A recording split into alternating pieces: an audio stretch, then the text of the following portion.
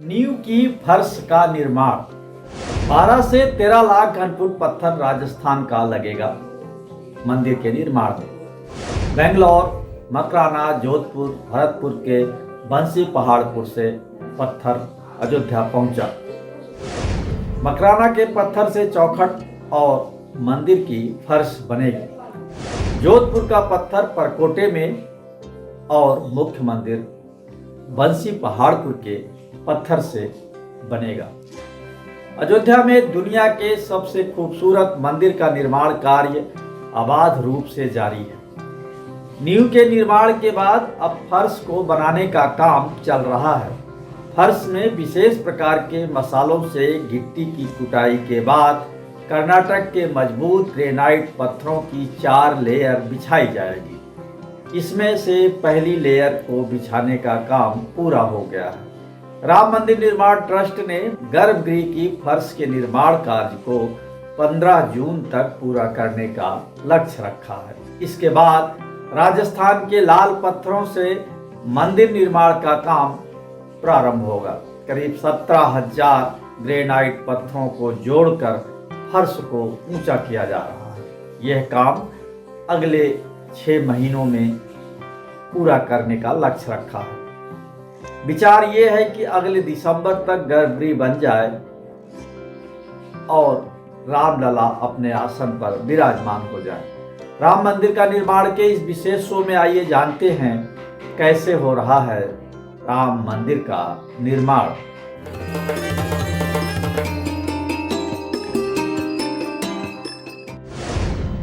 राम मंदिर के निर्माण में चुनाव के दौरान नहीं आई कोई बाधा।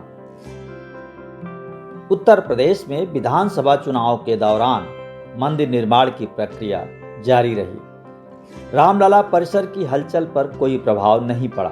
हाँ, इस दौरान नेताओं के दर्शन जरूर बढ़ गए। वीआईपी नेताओं ने भी निर्माण कार्य की प्रगति को देखा और सराहा।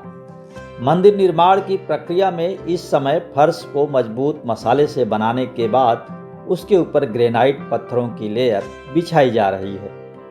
निर्माण कार्य के साथ जैसे जैसे फर्श ऊंची हो रही है वैसे वैसे पत्थरों की संख्या भी बढ़ती जा रही है। कार्य की सुगमता के लिए निर्माण स्थल पर 2 और टावर क्रेन को लगाया गया है। 50 फुट ऊंची मंदिर की नींव पर लंबी ऊंची फर्श 4 परत में बनाई जाएगी। रामनवमी तक दिखने लगेगा गर्भगृह की फर्श का आकार। गर्भगृह की फर्श का निर्माण कार्य जिस तेजी से चल रहा है उसके अनुसार अप्रैल माह की रामनवमी तक फर्श का आकार स्पष्ट रूप से दिखाई देने लगेगा। सरयू घाट से लेकर राम जन्मभूमि तक कई निर्माण कार्य किए जा रहे हैं जिन्हें हर हाल में 2 अप्रैल से पहले पूरा कर लिया जाएगा। यूपी में एक बार फिर भाजपा सरकार होने की वजह से इस बार रामनवमी मेला विश्व स्तरीय होगा। अयोध्या में श्रद्धालुओं की आमद बढ़ेगी। ये सभी राम मंदिर का निर्माण भी देखने आएंगे। इसलिए गर्भगृह की फर्श के अलावा रामलला परिसर में छोटे छोटे अन्य कार्य भी बड़ी तेजी से चल रहे हैं। 300 टन का वजन उठा सकती है क्रेन मशीन। रामनवमी को अयोध्या आने वाले दर्शनार्थियों को रामलला परिसर में कुछ नया और आकर्षण दिखे, इसके लिए निर्माण समिति विशेष प्रयास कर रही है। निर्माण कार्य में सुगमता के लिए मशीनों की संख्या बढ़ा दी गई है। कई बड़ी मशीनें भी लगाई गई हैं। इसी में से एक है भारी भरकम पत्थरों को इधर से उधर ले जाने के लिए क्रेन मशीन। ट्रस्ट के पदाधिकारियों के अनुसार यहाँ एक क्रेन मशीन लगी थी जो एक बार में 300 वजनी पत्थर या फिर कोई भी सामग्री उठा सकती है। एक फर्श में लगने वाले एक एक पत्थर का भार टनों में है। फिलहाल राम जन्मभूमि परिसर में 4 टावर क्रेन लगाई गई हैं। निर्माण स्थल की 2 दिशाओं में पहले से ही 2 टावर क्रेन लगाई गई हैं। अब 2 अन्य दिशाओं में भी 2 और मशीनों को लगाया जा रहा है। ये मशीनें चेन्नई से आई हैं। इसके अलावा निर्माण कार्य को दर्शकों को दिखाने की भी व्यवस्था और सुगम की जा रही है। जल्द पहुंचेगी राजस्थान के पत्थरों की खेप। राम मंदिर की नींव में ठोस फर्श पर ग्रेनाइट पत्थरों की 4 लेयर बिछाने के बाद इसके ऊपर राजस्थान के पिंक सैंडस्टोन लगाए जाएंगे। इसके लिए राजस्थान की कार्यशाला में पत्थरों की कटाई चल रही है। मंदिर निर्माण में करीब 12 से 13 लाख घन फुट पत्थर राजस्थान का लगेगा। यूपी के मिर्जापुर के अलावा कर्नाटक के बेंगलोर और राजस्थान के मकराना, जोधपुर, भरतपुर के बंसी पहाड़पुर से आए पत्थरों का उपयोग मंदिर निर्माण में हो रहा है। मकराना के पत्थर से मंदिर की चौखट और फर्श बनेगी, जबकि जोधपुर का पत्थर परकोटे में लगेगा। मुख्य मंदिर बंसी पहाड़पुर के पत्थरों से बनेगा। इन तमाम जगहों से पत्थरों की खेप जल्द ही अयोध्या पहुंचने वाली है। मणि पर्वत में भी लगेगा मिर्जापुर का लाल पत्थर। राम मंदिर निर्माण के साथ ही वैष्णव नगरी अयोध्या की पौराणिकता का ख्याल रखा जा रहा है। यहाँ के मणि पर्वत का धार्मिक गौरव पुनर्स्थापित करने के लिए पुरातत्व विभाग इस पर 45 लाख खर्च कर रहा है। इसके तहत मणि पर्वत की नई सीढ़ियाँ बनाई जा रही हैं। इमारत को दुरुस्त करते हुए उसके फसाड यानी अग्रभाग को और भव्य बनाया जा रहा है। इसमें भी मिर्जापुर के लाल पत्थरों का इस्तेमाल किया जाएगा। मणि पर्वत को भी त्रेतायुगीन माना जाता है। मणि पर्वत के गर्भगृह में भी भगवान श्री राम माता जानकी के साथ विराजमान हैं।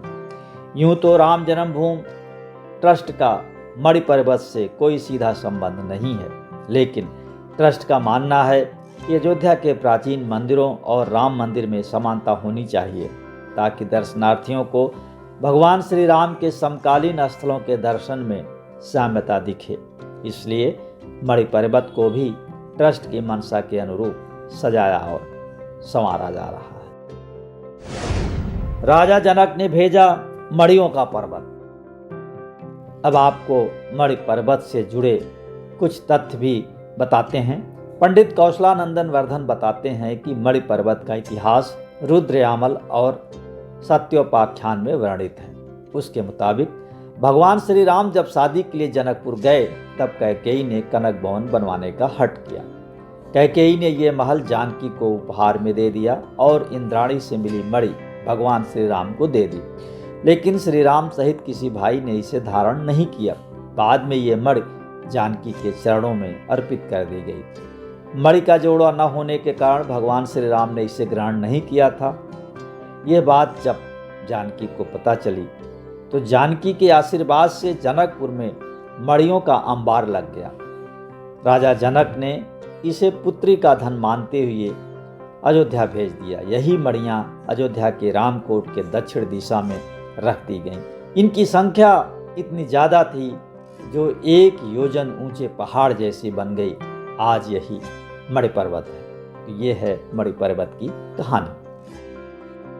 नींव को 17,000 पत्थरों के ब्लॉक से ऊंचाई दी जाएगी। श्री राम जन्मभूमि तीर्थ क्षेत्र ट्रस्ट के महासचिव चंपत राय के अनुसार श्री राम जन्मभूमि मंदिर की नींव बनाने में लगभग 19 महीने लगे। इसमें नींव की डिजाइन तैयार करना, फाइनल करना और निर्माण का समय शामिल है।